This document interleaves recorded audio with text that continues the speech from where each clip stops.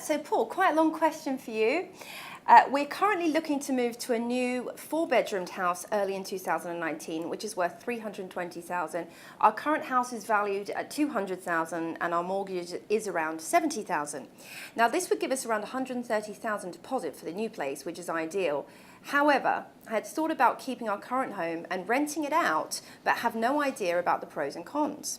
I'm meeting up with a mortgage advisor next week, but thought I would ask here before, so at least I have some knowledge. Could I remortgage my current home for $200,000 and still use $130,000 equity as deposit on the new place? Obviously, I understand I would have 2 mortgages, and it would all depend on if the rental figures from my current home allowed me to pay that mortgage. Any advice? There's obviously quite a few things to consider there. Yes, they could sell their home. In selling their home, they'd have to consider the cost of selling the home. Mm-hmm. So they'll likely have agent fees and legal fees, etc. to pay. So they may not be quite left with 130. Just a quick point there. If they were to keep it, there's probably more. Well, there is more to consider than just whether they can get a mortgage for the property.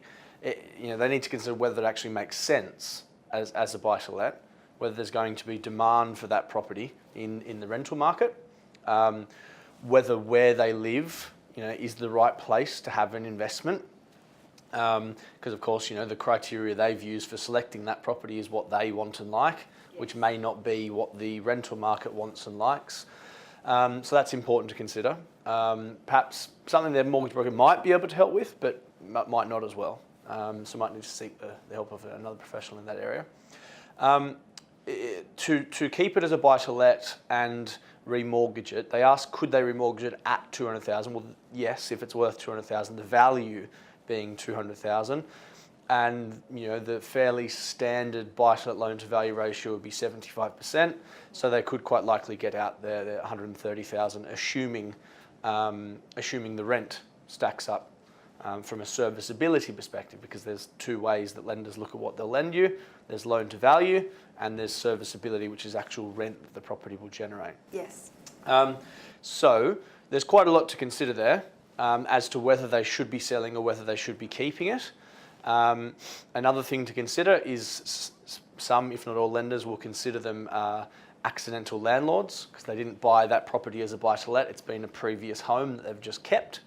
But look, I'd say the most important point there is, does that property make sense as an investment? Should they be keeping it as an investment or not?